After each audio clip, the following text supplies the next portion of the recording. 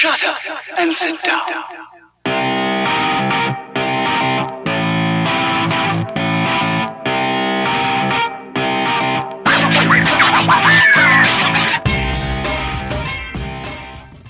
Good morning, afternoon, or evening from wherever you're listening across the world. Welcome to another episode of Just Ball Things. Thank you, Luna. She is as enthused as I am today. Just as we start recording, that is classic. With me today, as always, from his lovely home, is the J-Man, Jack Manuel. How are you, buddy? It's a Nets world and it's a Cats country. You've done well. The Cats did well. And we did well for you guys as well. You've moved up into third because we took down Port, up the pups. Anyway, AFL talk. We're all big. It's just ball things. All that, we're ball inclusive, Jack. We love balls. We do. My name is Nick Businger. Did you know that I love balls? Oh, I thought you were going to say that. No, I have been quite, and you can probably hear it in my voice. Manchester City's also a ball name. Yes, like those balls. Yeah. We won the title, going for the treble in 13 days. 29th of May, I believe the final is. So for the Champions League. So I'll be. Are Chelsea Scousers? Is that what they're called? No. Everton are Scousers. You're a Scouser, mate. We're Scousers. You're Scousers. Yeah. They're just filthy Londoners. So not filthy at all, but prissy. I was kind of a filthy Londoner for a period. Yeah, but now I'm Scouser. You can take the filth out of. I don't know where I'm going with this. You're a filthy man. That's where I'm going with that one. Filthy Scouser, filthy Australian. Look at those eyebrows, Jackie boy. Please stop. Please stop. All right, you can contact us as always. Twitter handles are there at the JManJBT or at JBT Nick. We are also closely affiliated with OTG Basketball. They've got an awesome news podcast and YouTube podcast network, news website, all of those good things. YouTube network, of course. You are watching us on YouTube. All those places you can keep up to date with all things NBA. Make sure you follow them on Twitter at OTG Basketball and on YouTube as well at OTG Basketball. Facebook.com, that's where you'll find us. /JustBallThings. Give us a like and a follow there.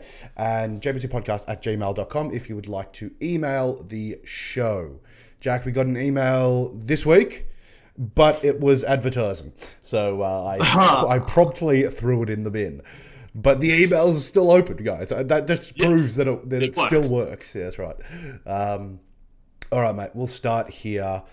Straight off the bat with the Busey Manuel scale. For those of you who are new, this is a JBT created scale that sums up how likely things are to happen in the NBA. We scale it on alternative fact, Twitter fact, Wikipedia fact, or a straight up fact. Jackie boy, we are nearing the end of the season. I think the last games are tomorrow.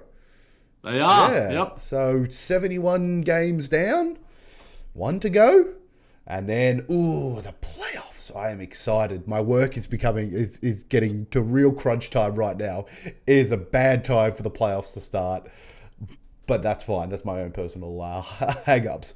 Mate, the first seed in each conference won't make the NBA Finals, to remind people.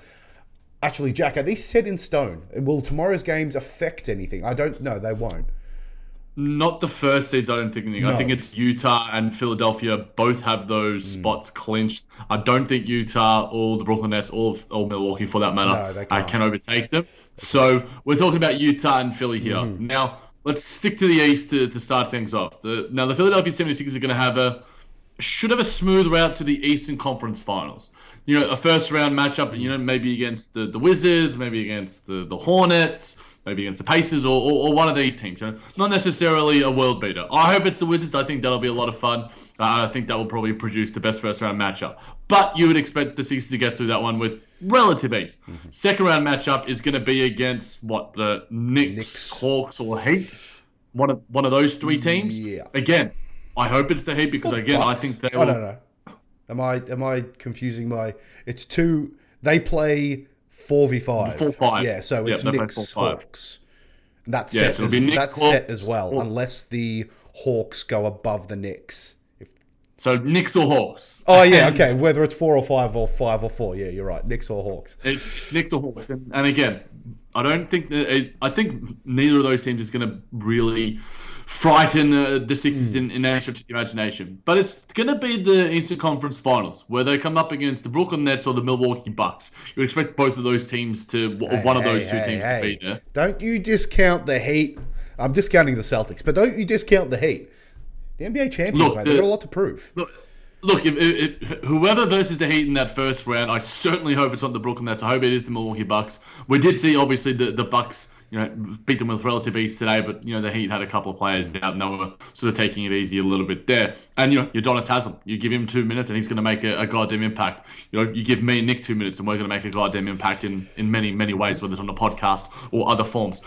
But, Nick, ultimately what I'm saying is, can they get through the East? Will they get through the East? I'm not 100% sure because I think the Nets pose probably more matchups problems for them because, you got your big three.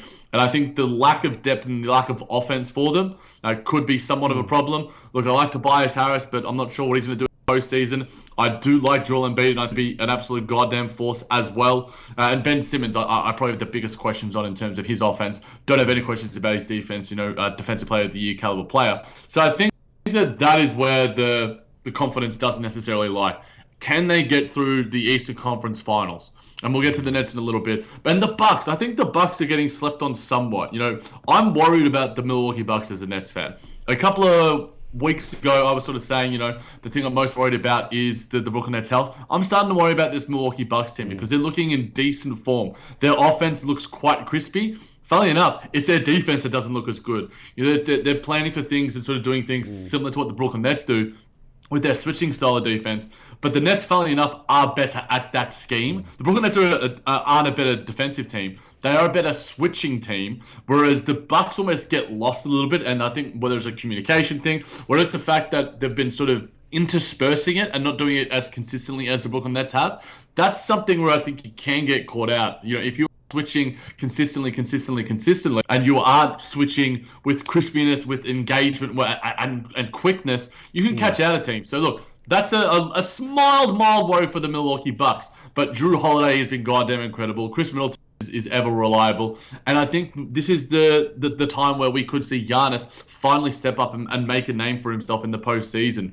Whether he's not pooping and yelling at the same time like he was posting on Instagram the other day. So look, Nick, my confidence level isn't necessarily there for the Sixers. What are your thoughts on the Jazz? Well, if I can... Well, I'll start with the Jazz. You made the segue, mate. I'll respect the segue. Respect the segue, Nick. I think the Jazz are less of a likelihood to make the NBA Finals than that of the East. I have relative confidence in the Sixers. And that's where I was going to start, but I won't start there, even though I did. Even though I did, I've got much less faith in the Jazz, simply because of the sheer giant killers down at the bottom of that Western Conference, namely the Warriors, if they can make it into that. The Warriors and the Lakers, if they can, if both those teams make the playoffs. I would expect the Lakers to win in that first game, but you never know. So the Lakers could be taking on the Jazz. The Warriors could be taking on the Jazz. That is not a good first round matchup, any way you look at it. And my God, I think we mentioned this a while ago. I think we mentioned it with the Nuggets and said if they lost in the first round, that it wouldn't necessarily be a disappointment. If it was against the Lakers, I disagreed. I think no matter how you shake it, the Nuggets should be a better team. But the Jazz, I mean, that is just, my stance on that is even strengthened with the Jazz. If they lose to the first round to either the Warriors or the Lakers, they have been this force all year. And obviously the playoffs are a completely different game, but it would be hella disappointing. And it's not a, it's never going to happen likelihood. Like, these are two incredible teams, especially in a playoff sense. And, the Lakers have obviously had their problems with their injuries, but the Warriors may have potentially been their, because that's where they should be.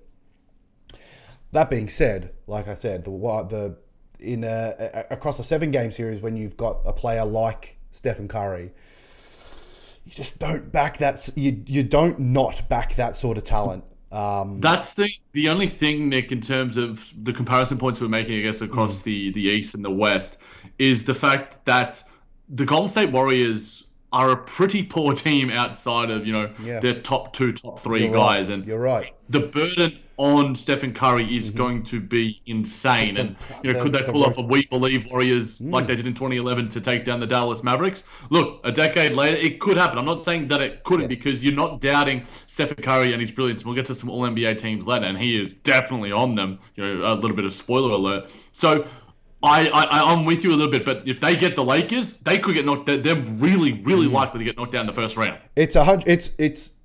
It's so much more likely if they draw the Lakers, but I have faith that the Lakers will. And then even the Suns, they're going to verse the Suns, and the Lakers should take care of the Suns. Like, that is, it's going to be heartbreak for whoever just, and it's going to be heartbreak for whoever draws the Lakers. The Warriors are obviously, they're not as strong a team as the Lakers. It's not exactly the hottest take I've had, but again, with shorter rotations, with bigger moments, bigger games, and Steph hasn't exactly proven his stock in the playoffs, but I do have faith that he is the type of caliber of player, given what's around him, to rise up in those situations. Nick, it's not an easy first round. In terms of the second round, if they were to get through the Golden State Warriors, as is the likely matchup, who are they likely to face after the sort of 4 or 5 series? They are likely to face Clippers. Currently, it's Clippers-Mavs, winner of Clippers-Mavs.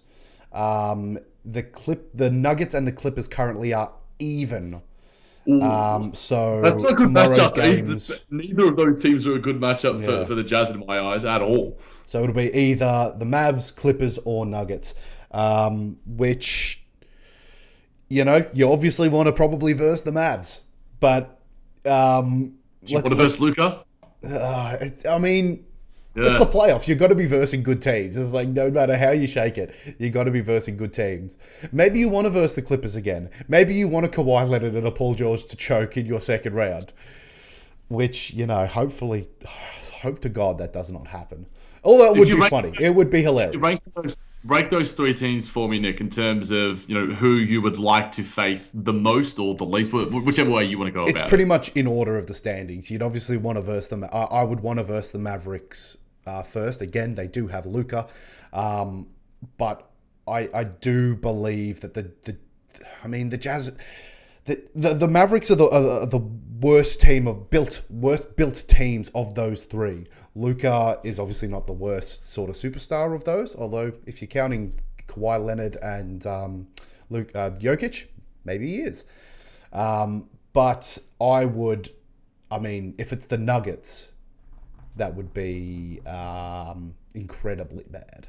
Although the injuries to the Nuggets may come to heed for the Jazz. I don't know. Look, this really could be just a dice roll, but I would prefer to play the Mavericks and avoid at all costs the Nuggets. Yeah, I'll make a case, I guess, for out of the Denver Nuggets and the Los Angeles Clippers. The Clippers don't like to really penetrate and push the rim, and therefore taking away a massive strength of Rudy Gobert in terms of where they just funnel everything to him around the rim. The Clippers are happy to sort of take some mid-ranges, take some 18-footers, and they've been one of the best three-point shooting teams ever. And if you are taking away your biggest strength defensively in Rudy Gobert and his around the rim and his paint defense, then that's something that I think could trouble them. I think the Utah Jazz have beaten the Clippers this season, and I think when it comes to the Nuggets, we saw this season as well. The Joker, I think, dropped like a 41-point game on Gobert, and everyone was just like, "Nah, he can't be the defensive player of the year," or whatever. It's just like, yeah, I mean, you take it with a grain of salt. But also at the same time, I think if we look back to last year's bubble playoffs, they were like a Mike Conley rim away from actually knocking out the Denver Nuggets. So I think I would probably go with you. I would agree. I would say the Mavericks. Then I would go the Nuggets. Then I would go the Clippers because for me, and we'll do some playoff previews and stuff when they do come to hand and we actually have these standings set in stone. It is a fun time actually to have all this sort of uncertainty heading into the final day. By the time this is out, a lot of our conversations about the certainty will be null and void. But in saying that, I would probably go Mavs, Nuggets, then Clippers. Yeah, fair enough. I do. I mean, I can understand whether I'm trying to get the the results for the matchup results. The Bleacher Report link that I've got in the doc that has all of that. Well, they're currently 2-1, so they do have that tiebreaker against the Clippers. Oh, not that matters at the moment. Yeah, so they look to be in pretty good stead from the regular season. Again, playoffs, different game. Sound like a bloody broken record, but it is. It truly is. And it will be just interesting. I think that for a first round matchup, for a 1-8 matchup, that is definitely the most intriguing one out there, and that there has been for maybe quite some time, given that Lakers have slipped so low and the Warriors are obviously the team that they are, but they have that superstar. And it could just be a case of the Warriors aren't on their game. Steph can't, Steph might be able to put up 40, but it's one of those games where, Andrew Wiggins will give you 10, so it could be a 5-game series for the Jazz, and then all of this hype will be like, oh well, there wasn't actually much in it anyway. But on paper, at least, it does seem like it could be very, very, very good. Jackie boy, move on here. Yeah. Some Brooklyn bits, I guess. Yeah, let's get into some Brooklyn bits.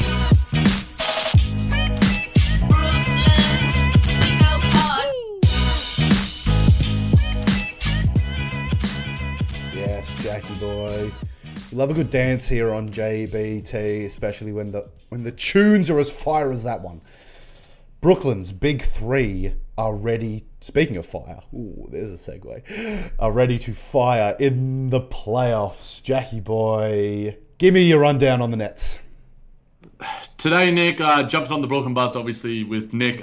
We saw the Scary O's trio reunited for the first time and felt like forever. We've had the Harden injury to deal with. He missed 18 games with the hamstring. Kevin Durant's been in and out with hamstring and calf complaints.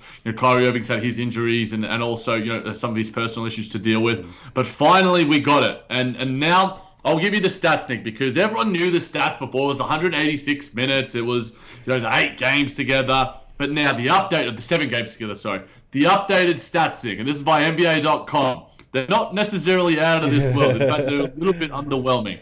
As a 3-man lineup, Kevin Durant, James Harden, and Kyrie Irving have played 8 games together, 202 minutes, 119.6 offensive rating, which is goddamn incredible. But at 112.5 defensive rating for a net rating of 7.2. Now, there are plenty of other lineups. I mean, it's not great. It's actually It's not. But look, ultimately, lineup data can be skewed or whatever. Yeah. And you turn it into a 5-man lineup where you chuck in Jeff Green and Joe Harris, and it looks goddamn incredible. You put Clax in there. Lineup data is what it is. But we're now at least got to see them out there on the court.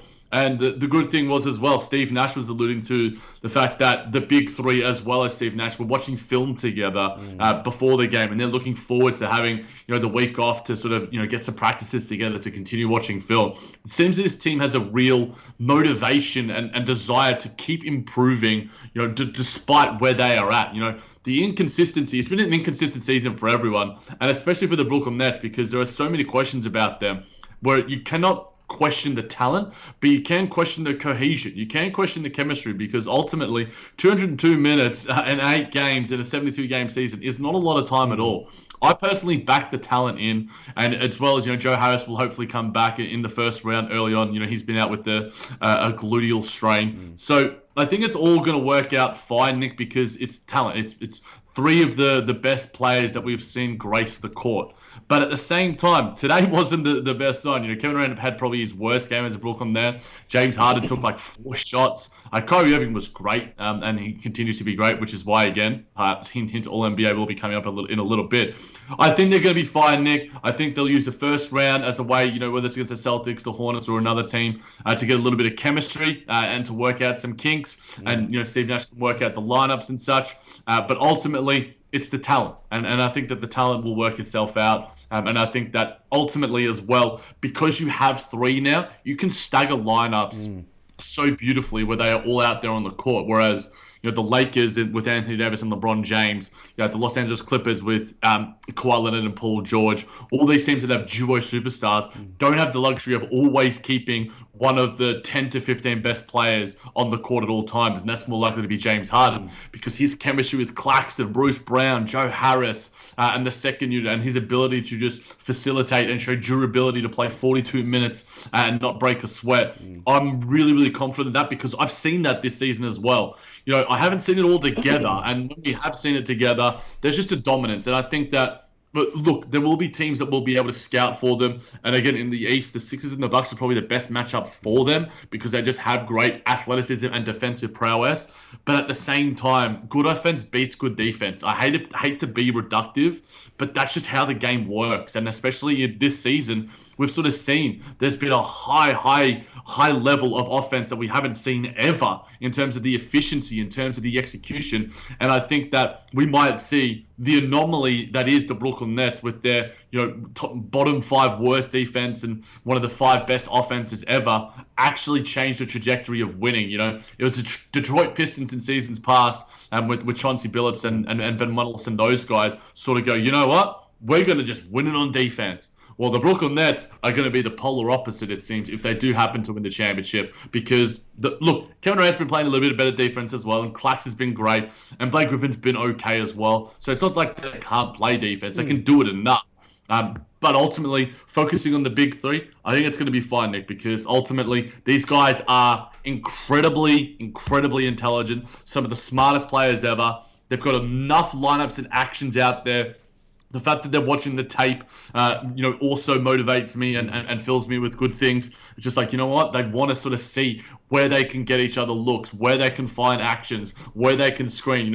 You put a guard pick and roll with James Harden and Kyrie Irving. Dear Lord, how are you going to guard that? You make it a James Harden, Kevin Durant pick and roll. It's even more unguardable. You just do the simple things with this team, and they can make the simple things look absolutely incredible. And they can do the even greater things with James Harden, his passing, his ability to make and that's where I think the offense is going to look most dangerous, because when James Harden is out there and we're getting 30-plus assists and the ball movement is crispy and everything's looking on point, I think it's going to be okay, Nick. But it's not to say that there shouldn't be questions. Yeah, I mean, there's always going to be questions. Like you said, the stats were, fuck all minutes and fuck all games, essentially. And that is, not ideal. It's not ideal. It's also not the end of the world. So let's hold your horses. Like you said, these guys are incredible athletes, incredible basketballers, incredible brains. Like, these guys live and breathe this sport. And it's, from more than a physical aspect. They're not just physically good at the game, they are mentally good at the game. And so that is fine. You might even find one point I will also make, Nick, again, I dominate Brooklyn Bits conversations, and I'm sorry that I do this, but I think that the best thing that I've seen, and James Harden alluded to this as well, is the fact that in the absence of those guys, we've been able to find out a lot about the Brooklyn Nets role players, and I think that's probably been a great opportunity, because, through absence comes opportunity, and you get to see what Bruce Brown is made of. You get to see Mike James, you get to see Tyler Johnson, you get to see Nicholas Claxton, you get to see all these other guys, Landry Shamet, not necessarily TLC, but all those other guys that I alluded to, the opportunity that it's presented them, it's just like, you know what, we know what you guys can do now, and we know what we expect from you guys, and there is a high level expectation from these guys. Bruce Brown under James Harden, I think that might be, he elevates Bruce Brown in a way that I think few players do. And I mentioned this stat anytime I get a chance, and I mentioned it on the buzz with Nick earlier today as well. Earlier in the season, when James Harden was fit and firing, as was Bruce Brown, those two statistically were the best pick and roll duo in the league, which is absolutely unfathomably insane stat. Now, obviously, that's still not going to be the case, but it just shows you how great Bruce Brown has been at adapting. And I've got to give a lot of love to Jeff Green and Blake Griffin as well. I just think that the role players there were probably greater questions about the Brooklyn Nets depth after that James Harden trade, where it's just like, you know what? Now the questions are the big three going to be healthy? Are the big three actually going to be have the chemistry on the court? What are they going to do defensively? So I think that there's always going to be questions about any team, unless this is Golden State of 2015-16 or other sort of behemoth teams. But I think that the questions about the Brooklyn Nets are more easily answered than, say, the Sixers, than, say, the Jazz, than, say, even the Lakers. I think the Lakers' health questions are greater than the Nets' health questions. Yeah, okay. I get you. My sort of points around the big three and I guess their lack of minutes. Sort of 2 points that I wanted to bring up. One was the fact that the absence of these players has brought about, the league. The Nets now know the capabilities of their role players. Exactly what you said. That's one. The second one, which I think is a little bit underplayed, how are you going to game plan as an opposition against footage? Like you have 8 games to study. You have 8 games to study these 3 guys playing together. That can be a feather in the Nets cap. Could be. You also could see statistically by the end of these playoffs, no matter what happens with Brooklyn, the best lineup may not necessarily be the 3 on them. Because like you said, that defensive rating is shit. So, these stars on their own are so dynamic and all 3 of them can score in so many ways that you do not need 3 of them to have this dynamic, freaking amazing team on the court. It doesn't have to happen. I don't think you're going to see like a Golden State Warriors death lineup, and I may be wrong in this, but I feel like you're going to see a lot more staggered lineups, a lot more even distribution of minutes amongst lineups that work for particular series. Yeah, and I think so that may not necessarily mean that all 3 of them are on the court. It may only be a Durant and a Harden, a Durant and a probably Durant. I think they'll all be on the court, but to piggyback off that point and sort of provide an example, Nick, against the Denver Nuggets, in defensive lineups, in sort of closing defensive lineups, earlier in the season against the Cleveland Cavaliers, where we did have the scary hours big 3 actually fit and healthy, and Colin Sexton was going off. I was a proponent for like, why is Curry still out there? And since then, Curry's been actually quite good defensively. And I'm not saying, that Kyrie Irving is some world beater on defense. Man, it's 90% fucking effort. It is, and he's shown great effort, and there's been games where he's had 2 steals, 2 blocks, and again, he was decent against the Chicago Bulls today. But against the Denver Nuggets, he was subbed out for Bruce Brown, and we saw Nicholas Claxton close, and they took out Blake Griffin, and it's just like, good, you got your 2 best defensive players out there for a closing defensive possession. Steve Nash wasn't doing that at the start of the season. He was sort of, cultivating, the reps with the superstars and such, whereas now it's just like, okay, we know what all these guys can do now. Bruce Brown isn't a question mark on the energy that he can give us. Neither is Clax, despite his infancy and his lack of experience within the league. We know what these guys can give us, and we can go, all right, Kai, sorry, dude, but Bruce Brown's just going to give us more on the defensive end. Blake, sorry, man, we love what you can provide us offensively, but Clax is just one of the best defenders that we have on the lineup, on the roster, no doubt about it. So I think you do bring up some good points, Nick, and I think that that's one thing that has always held the Nets in good stead, is that Steve Nash has been willing to try different things throughout this regular season. It's been a big part of his philosophy, and I think that malleability and versatility should hold them in good stead come for the playoffs, when there will be a point of differentiation against different teams. We won't see a level of consistency in terms of these sort of lineups, because I think that the small sample size across the roster. I remember I've put out sort of like stats, best 5-man lineups for the Brooklyn Nets across the season, and it shocks me like how little time some of the top minutes are. It's like 90 minutes, 40 minutes for some of the better lineups. And it's just like, it's insane, because when I look at the guys that have played the most minutes, it's like Joe Harris and Kyrie Irving's at the top 5. It's insane, but they are in a good place, and it's why Steve Nash is probably not getting enough credit as a coach. But yeah, I think you do bring up a good point in the fact that while versatility may not necessarily totally matter, because come the playoffs, that rotation shrinks and you just give your best 8 players 35 minutes plus, but you have some stuff up your sleeve which is like, Joe isn't shooting the ball well tonight, let's throw Landry out there. Bruce isn't really giving us a lot, let's go a little bit bigger with Jeff in the starting 5. So I think those points of differentiation should be a good thing come the postseason in a couple of days' time.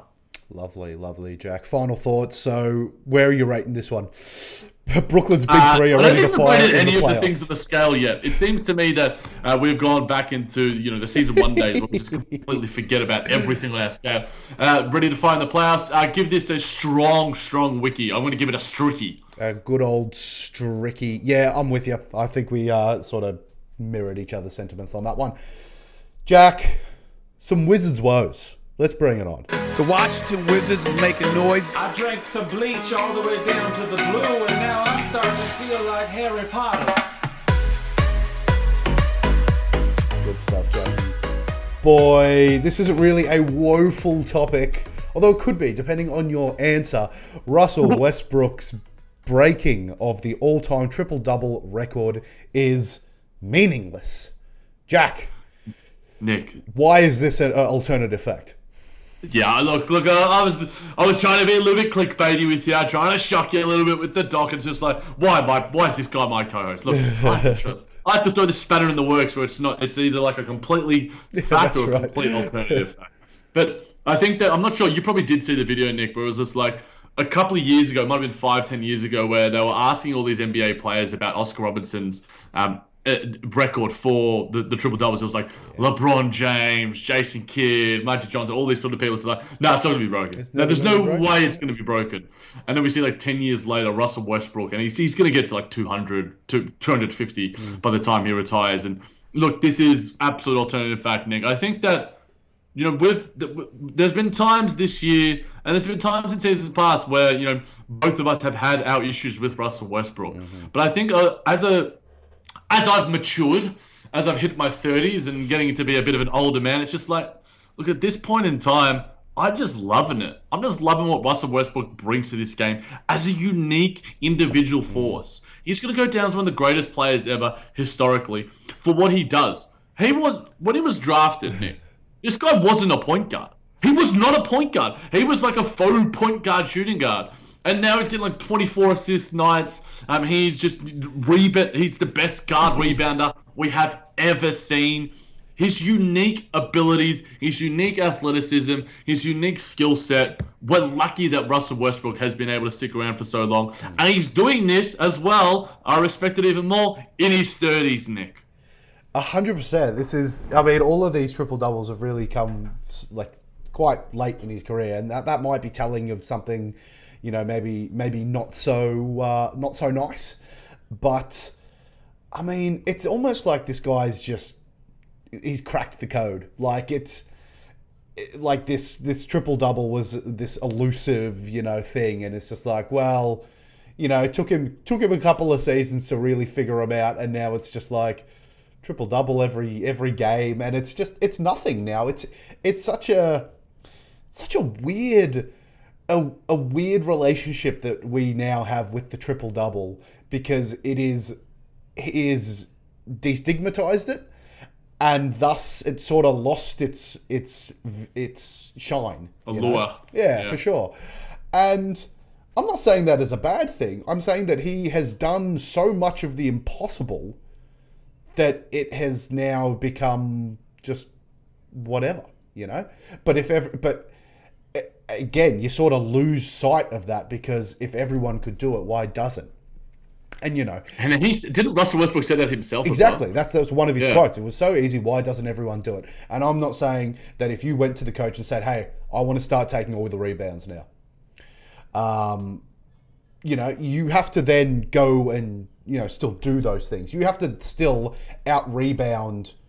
Maybe not on defensive rebounds, because you have to prove that you've got the work ethic to go for it. You have to actually go up and jump for that ball. Not only that, and there are moments where he does pad those stats. He probably gets maybe 3 or 4, or maybe 3 on average per season. So if you say that he averages 11 rebounds, I'd say maybe 2.5 of them will be just the gimme whatever rebounds. Most of those rebounds he has worked his absolute ass for. He has gotten himself in a position to to get those rebounds. I mean, he's rebounding like a center. He's in those. He's jumping higher than these centers. He's scrapping for the ball. You know, there have been plays for the Wizards even where you can see why this guy is getting this many rebounds per game, and you know it's because of these amazing hustle plays.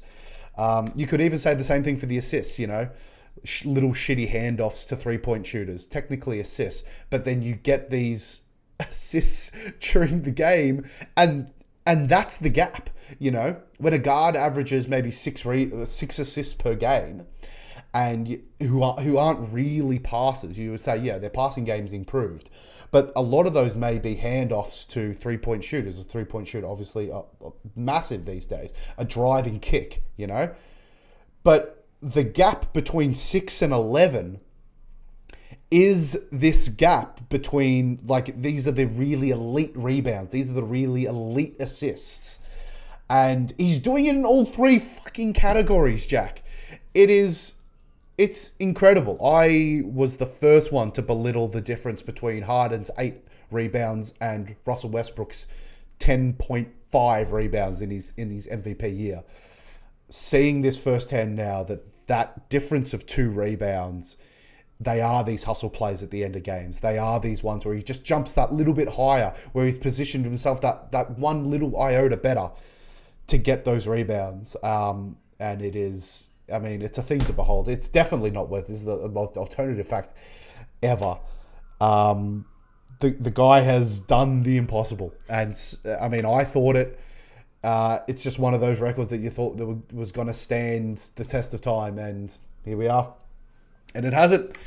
And who knows how long Russ's will last? Maybe another player will crack the code, but goddamn, I can't see anyone else getting close. No, I think it'll probably be long before we're gone, or maybe we're still doing JBT in our 60s, and we fight the Russell Westbrook's one of his kids. One of his kids decide to do it in the WNBA or the NBA. But I'll also say, Nick, like you were alluding to, you know, with the triple doubles and stuff, 70%. I think it was 73% of the time is the stat that he gets a triple double, that his team wins. So, you know, the triple doubles are actually a good thing. Yeah. So I'll put that out there for all the haters of Russell Westbrook. And, you know, I certainly have been that in seasons past, but you know, you learn to appreciate things more with age. And I also did vote for him for the MVP, so I will stand. I'm somewhat of a Russell Westbrook stan, depending on that. But is he in the All NBA teams, Nick? That is the question. Jackie boy, there's a segue if I ever saw one.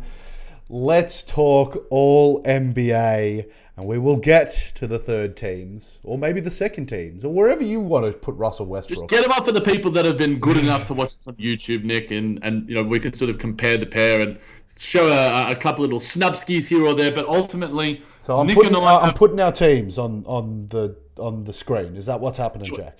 Yes, what you're doing, Nick. That is what you're doing. But ultimately, Nick and I have quite similar teams. We had a little bit of a debate before the pod about, you know, who should go on, who shouldn't go on. Should we, you know, try and shock some people with these sort of teams? But most of the time, these are teams that you've likely heard on the outlet from Corey Waldron and Nick Fay. Some people might call me a Nets hater for not having certain players on here as well. But we can go through them individually if we want. But I think that we both have. The only difference in our first and second team, our first team, is that I had Lillard, whereas Nick had Doncic. Mm-hmm. So I had Lillard in my. Wait, actually, I didn't have Lillard in my second team. Oh wait, no, yeah, I did. No, you have Lillard in your first team, and I've got Doncic in my first team, which is swapped come the second teams. I'm curious, Jack, because where Lillard may be averaging one more point, Mavericks have a better record. You know, Lillard obviously gangbusters early in the season. Doncic maybe towards the end of the season. It was really splitting hairs between these two, but eventually the record pipped me over the edge. I guess maybe a little bit of recency bias as well. Maybe. I'm not ashamed to admit that. Yeah, look, funnily enough, Nick, there was a part of me, because I think Luka is listed as a forward as well, that I was... I mean, I was tempted to put Kawhi in the second team and put Luka as my small forward, as one of my two forwards alongside Giannis, because I think you could make a credible argument that Luka's had a better season than Kawhi. But look, and we'll get to our second teams as well. The main difference is that I've got Butler on my second team, whereas Nick has Julius Randle on his second team. Love to the Knicks, Jackie boy. 4th in the East. He is a massive reason why.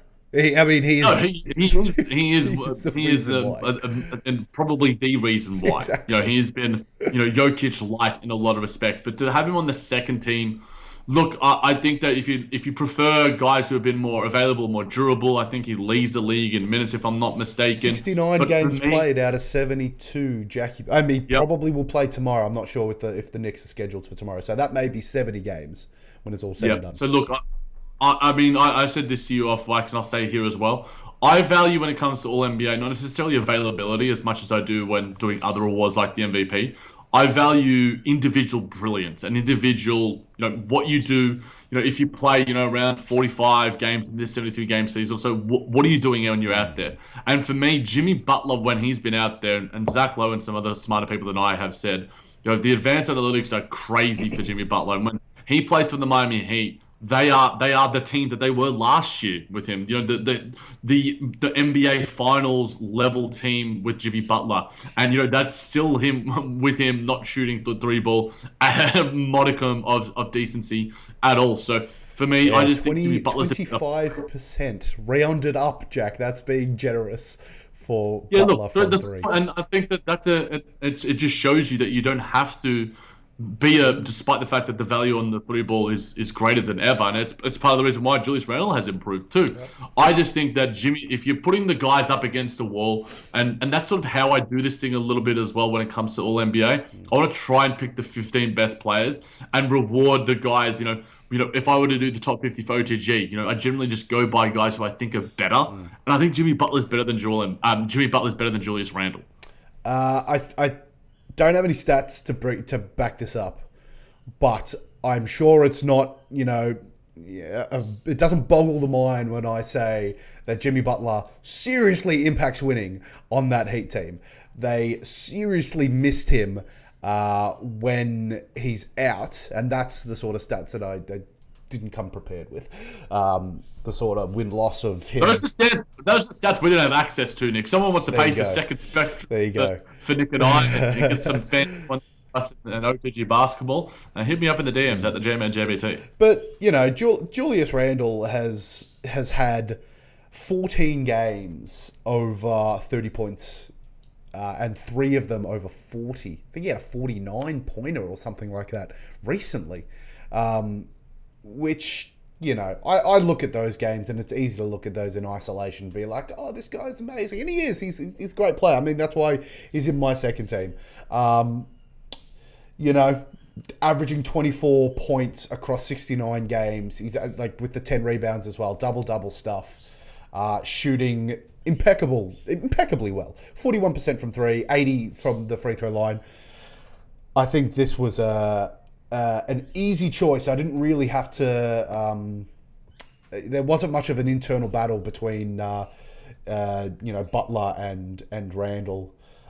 Given there's a second forward spot, but I think Paul George was a bit more deserving there. Randle for where the Knicks are, incredible season. He'll win Most Improved by a landslide, and second team All NBA. It's good times for the Knicks. See how far they'll go in the playoffs. Let's see. We shall see indeed, Nick. And I've added, obviously, for those that can see the doc live, I've written James and put some exclamation points. That is not Mike James for the Brooklyn Nets and the former EuroLeague teams. That is LeBron James, who I am alluding to, obviously.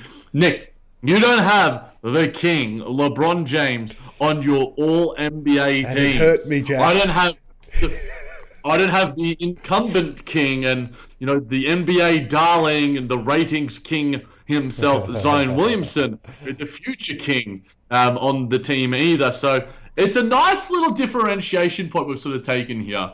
Now, give me a reasoning for why Zion, the waddling Air Jordan master, deserves to be on the All NBA over King LeBron, the best player in the history of the game? Mainly because I wanted to talk about Zion Williamson.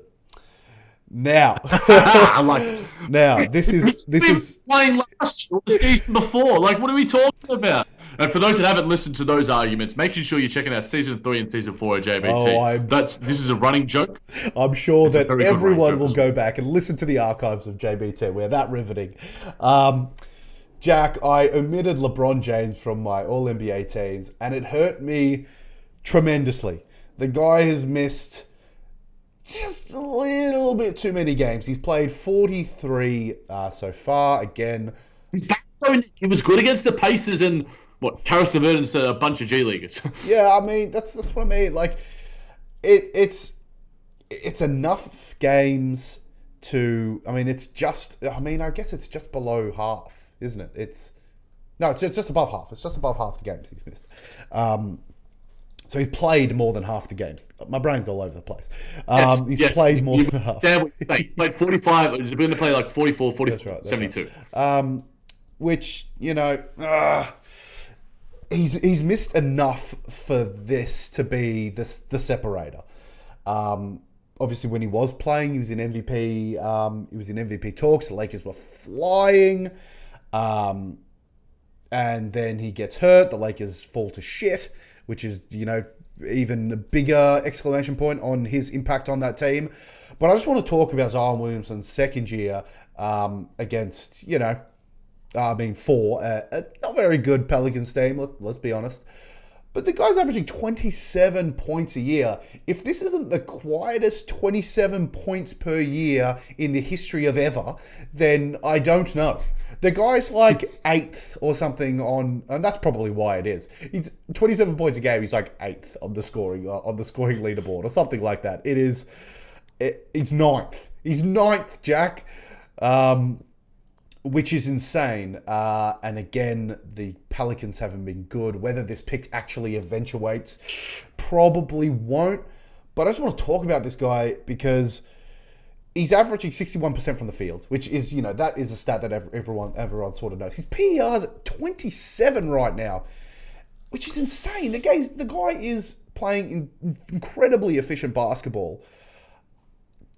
I mean, I don't know what to say, Jackie boy. He's 33 minutes a game with 27 points in his second year. Sky's the limit for this guy, and I just feel like we're not talking about him enough because the Pelicans are shit.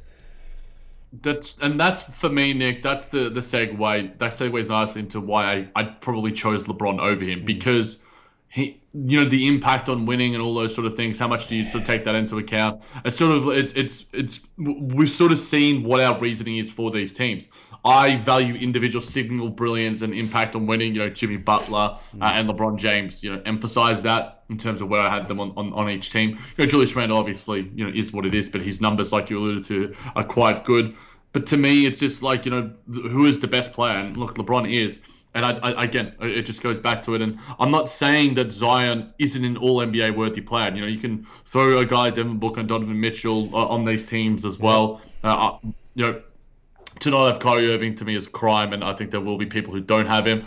And like I said on the buzz earlier, I said that the reason why I think a lot of people won't have him on is because at the start of the year he wasn't very media friendly, and a lot of media came out and said, "Well, look, we're not going to be very Kyrie Irving friendly when it comes to award season." And I think that those vendettas could come to fruition. But getting back to LeBron, I think LeBron, like you alluded to, Nick, the Pelicans have been pretty bad. And despite Zion Williamson's innate brilliance, he hasn't been able to necessarily drag them to a modicum of success. So that's where I sort of punished him. And I guess it's more punishing him for his team. And they should be better, whether that's Stan Van Gundy, whether that's, just the horrible defense. It's just like, Brandon Ingram, Lonzo Ball, and Zion Williamson, three of their youngest guys are three of their best guys. And it's like, it's Bledsoe, it's Adams, it's these more seasoned statesmen that are really letting the team down. And maybe that's who I should be punishing more and not sort of taking it out on Zion and this All-NBA candidacy. But I think that next year onwards, he's going to get plenty of All-NBA spots. And I just think that I'm rewarding the king, partly for, that just solid brilliance and that MVP candidacy that you alluded to at the start of the season. And I just think that it's just weird to not have LeBron. And maybe it's like you could make an argument for maybe Zion over Randall as well. That could be an argument too. Look, I think you could, Nick, because I think you're Randall. Twisted mind, mate. No way. Look at you becoming the old New York Knicks Randall stamp. Well, you got to hit the markets where they count, mate. The biggest market, bigger than Brooklyn. Hey, your scary hours, mate. You watch out. Barclays Center is going to be popping for those on postseason. And for those Jackie boy that are listening to us on the podcast and can't join us on the YouTube, who can't see these teams, I'll read out the teams. Jackie boy has Curry, Lillard, Kawhi, Giannis, Jokic in that first team. Irving, Doncic, Butler, George, Embiid in the second. Chris Paul, Bradley Beal, Randall, LeBron James, and Gobert making the third. Notable snubs: Zion, Donovan Mitchell, Booker, and I pretty much had the same snubs except for my swap Zion with LeBron James. I had Curry, Doncic, Kawhi, Giannis, Jokic, Irving, Lillard, Randall, George, Embiid, and then Chris Paul, Beal, Butler, Zion, and then Gobert. Practically the same team, slight orders difference, and we discussed those. So yeah, hit us up on the email if you want to show us your All NBA teams, where we went wrong. You can screenshot the fact that I put Zion in the All NBA team, and when the All NBA teams get announced, you can throw it right back in my face at JBT Nick. I will accept that. I'll accept all of your hate. But Jackie boy, that just about does it for another week. So we'd just like to say thank you for tuning in to Just Ball Things. You can catch us, as always, on podcasts, on Apple Podcasts, Google Podcasts, Pocket Casts, Player FM, Spreaker, Spotify, wherever it is you listen to your podcast. We will probably be there. If you are listening us, if you're watching us on YouTube, which I hope you will, where it's a very interactive pod, hit the like button, make sure you comment below, and hit that subscribe button with the notification bell as well, so you know when fresh content comes out by OTG Network. Remember, it's you guys that make this show great, so we appreciate any and every post heading our way. So until next week,